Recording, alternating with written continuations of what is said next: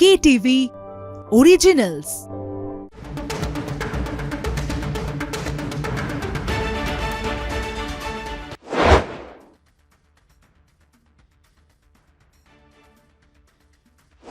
দেখছেন কলকাতা টিভি, সুস্মিতা রয়েছে আপনাদের সঙ্গে। শুরু করছি আজকের stadium bulletin, co presented by Jack olive oil.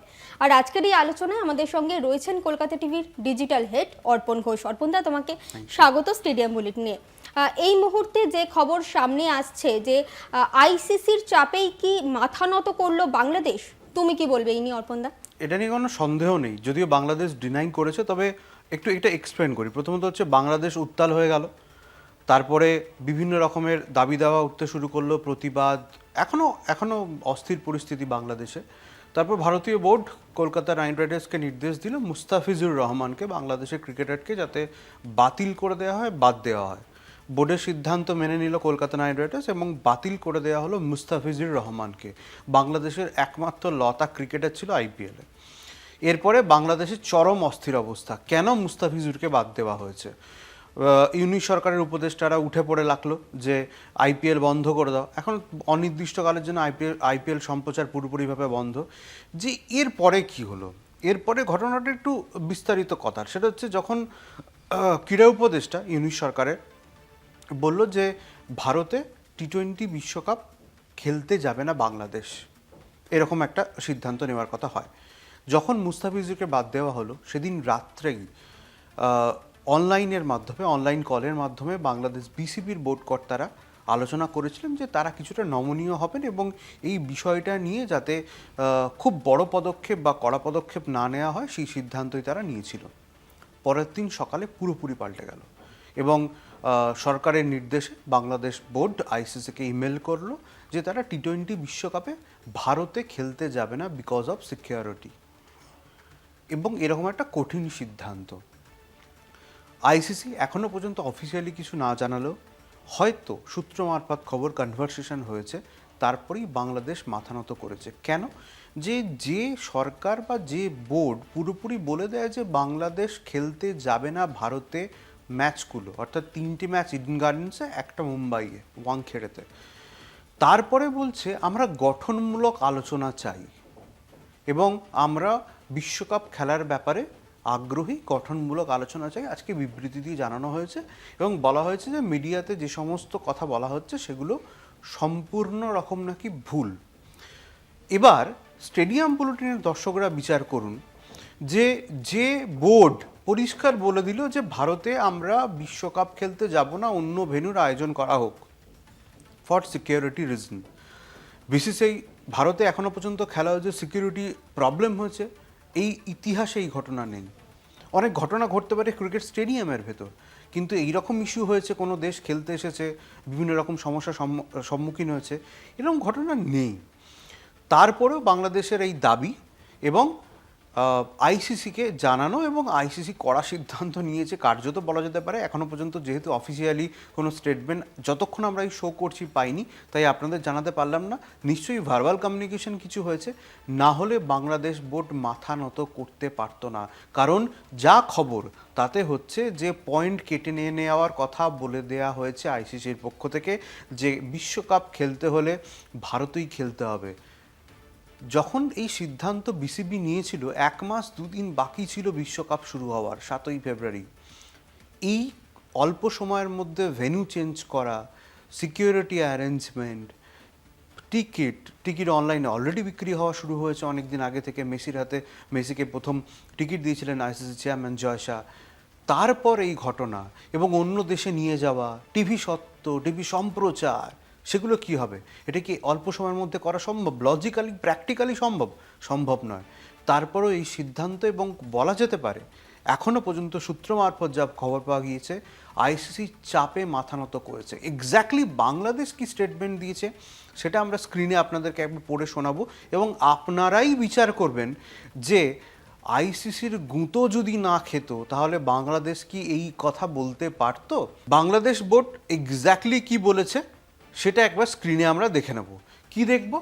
যে বিশ্বকাপে যোগ দেওয়ার বিষয়টা নিয়ে বোর্ড আলোচনার মাধ্যমে একটি বাস্তবসম্মত সমাধানে পৌঁছতে চায়। তার মানে আগে সমাধানে যেত না, মানে বাস্তবসম্মত ছিল না। এক্ষেত্রে আইসিসির সঙ্গে পেশাদারিভাবে ও গঠনমূলক আলোচনার মাধ্যমে যোগাযোগ রাখতে চায়। আগেরটা কি ছিল তাহলে? বাংলাদেশ ক্রিকেট বোর্ড ক্রিকেটারদের নিরাপত্তা ও সুরক্ষার বিষয়টিকে অগ্রাধিকার দিতে অঙ্গীকারবদ্ধ। তবে বিসিবি দেখেছে অনেক সংবাদ মাধ্যমে বলা হচ্ছে আইসিসি থেকে ভারতে খেলার জন্য চরম বার্তা দেওয়া হয়েছে। সেটা সম্পূর্ণ ভুল। সবাই ঘাসি মুখ দিয়ে চলে, বাংলাদেশ বোর্ডকে কথাই বলবো। তো মানে ওই স্টেটমেন্টের পর যে ভারতে খেলবো না, অন্য ভেন্যুতে খেলার অ্যারেঞ্জমেন্ট করা হোক, তারপর পরক্ষণেই পাল্টি সিদ্ধান্ত।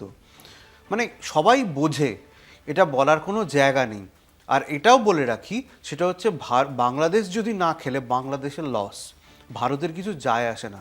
বরং আইসিসির কাছে এরকমও নিয়ম রয়েছে, এই ঘটনা আগেও ঘটেছে, যে বাংলাদেশ যদি না খেলতে চায় এবং তারা যদি কড়া সিদ্ধান্ত নেয় এবং আইসিসি যদি তার থেকেও কড়া সিদ্ধান্ত নেয়, তাহলে বাংলাদেশকে বাদ দিয়ে অন্য টিমকে এন্ট্রি দিয়ে টি-20 বিশ্বকাপ হতো।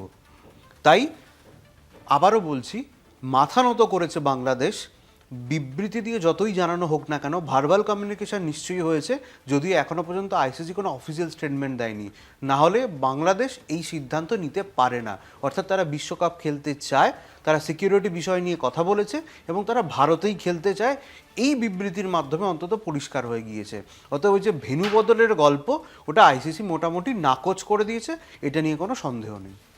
একেবারেই অর্পণদা, আমরা তো এই আলোচনায় থাকবোই, তবে সময় হয়ে গিয়েছে একটি ছোট্ট বিরতির। ফিরছি বিরতির পর, সঙ্গে থাকুন। ফিরে এলাম বিরতির পর, আর এবার একটু আইপিএল এর দিকে নজর রাখা যাক।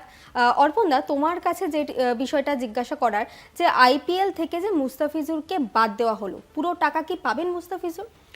কখনোই না, কোনো টাকা তিনি পেতে পারেন না, অন্তত নিয়ম তাই বলছে। এবং তিনি যেটা করতে পারেন সেটা আইনের পথে যেতে পারেন, এবং এক দেশের সঙ্গে অন্য দেশে যদি আইনের লড়াই লড়তে হয় তাহলে সেটা অনেক প্রশস্ত রাস্তা আর কি, সেটা অনেক কাঠখড় পুড়িয়ে পুরো বিষয়টা করতে হবে। এবং প্রচুর প্রশ্ন আমাদের দপ্তরে এসেছে যে মুস্তাফিজুরকে যে বাদ দেওয়া হলো, আমাদের কমেন্ট সেকশনে প্রচুর এসেছে যে 9,20,00,000 টাকায় কেকেআর যে তাকে নিলামে কিনেছিল, যে সেই টাকাটার কত অংশ তিনি পাবেন এবং কত অংশ তিনি পাবেন না, এবং আদৌ কি তিনি টাকা পাবেন। এবার প্রশ্নের উত্তর হচ্ছে না, কোনো টাকা তিনি পাবেন না, কারণ এটা কেকেআরের সিদ্ধান্ত নয়, এটা ভারতীয় বোর্ডের সিদ্ধান্ত। এবং আইপিএলের যে নিয়ম রয়েছে সেটা আপনাদের পরিষ্কারভাবে একটু জানিয়ে রাখে। আইপিএলের নিয়ম কী কী বলছে আমরা গ্রাফিক্সে দেখব। 3টি নিয়ম জেনে রাখা আপনাদের পক্ষে খুব, মানে এই যে প্রশ্নগুলো করেছেন তার উত্তর আপনারা পেয়ে যাবেন। প্রথম নিয়মে কি বলছে একবার দেখে নেওয়া যাক। স্ক্রিনে আমাদের রয়েছে প্রথম নিয়ম। সেটা বলছে কোনো ফ্র্যাঞ্চাইজি যে টাকায় কোনো ক্রিকেটারকে কেনে সেই টাকা তাকে দিতেই হবে। লজিক্যাল, 9,20,00,000 টাকা যদি কেনা হয়েছে তাকে 9,20,00,000 টাকা দিতে হবে। এবং 1 নম্বর পয়েন্টে আর কি বলছে, যে ভালো করে একটু বোঝানোর চেষ্টা করছি, যে যদি সে খেলে তাকে পুরোটা দিতে হবে।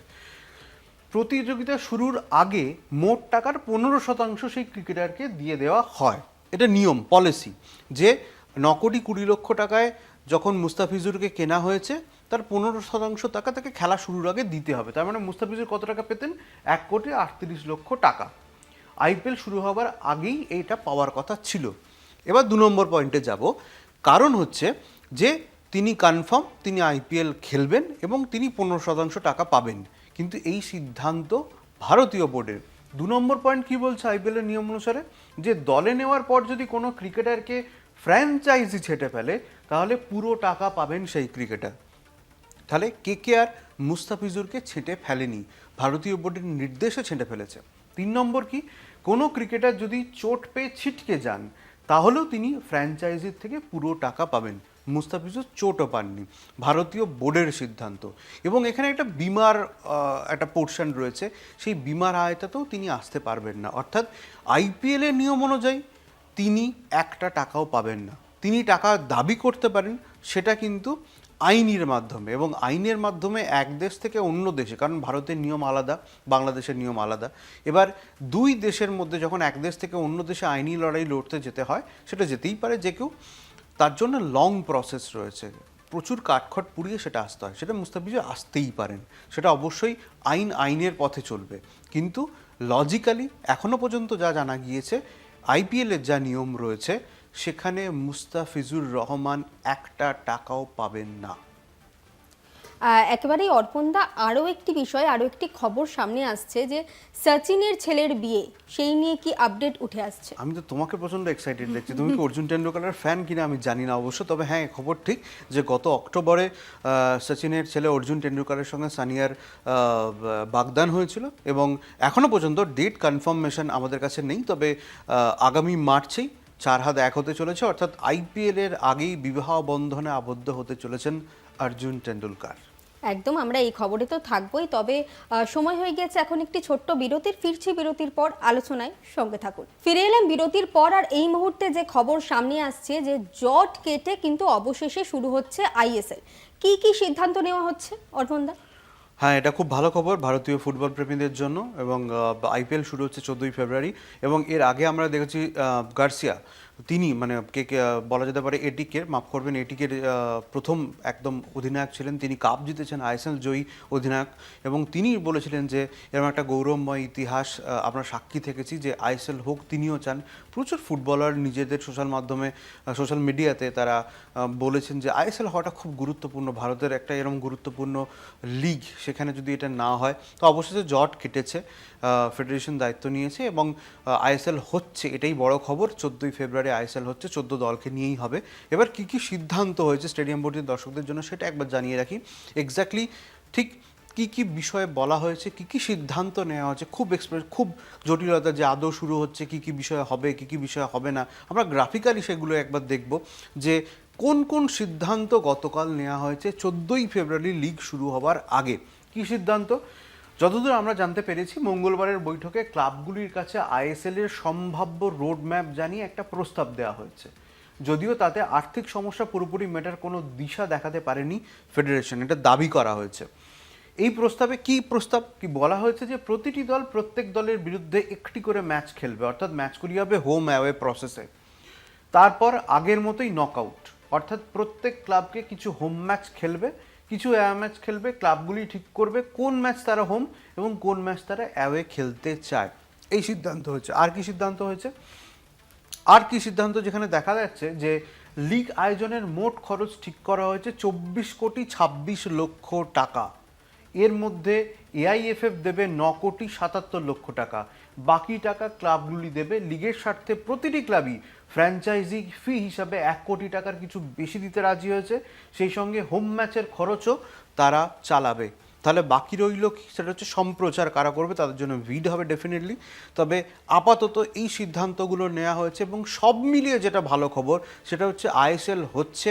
প্রচুর জট ছিল, সেই জট কেটেছে, আইএসএল হচ্ছে। এবার টাকার অঙ্ক কী, লাভ ক্ষতি, সেগুলো পরের বিষয়ে আসা হবে। যে ম্যাচটা লিগ ডায়ারলি শুরু হচ্ছে, 14টা দল খেলবে, তারা হোম অ্যাওয়ে প্রসেসে খেলবে, যেটা আগে হতো সেম ফরম্যাটেই খেলবে। খরচ কারা কারা নেবে সেটা নিয়ে সিদ্ধান্ত হয়েছে, ফেডারেশন কত টাকা দেবে সেটা নিয়ে সিদ্ধান্ত হচ্ছে। সব মিলিয়ে একটা আশার আলো যে অ্যাটলিস্ট 14 তারিখ শুরু হচ্ছে আইএসএল। বাকি সমস্যা আমার মনে হয় যে খেলা শুরু হলেই কেটে যাবে।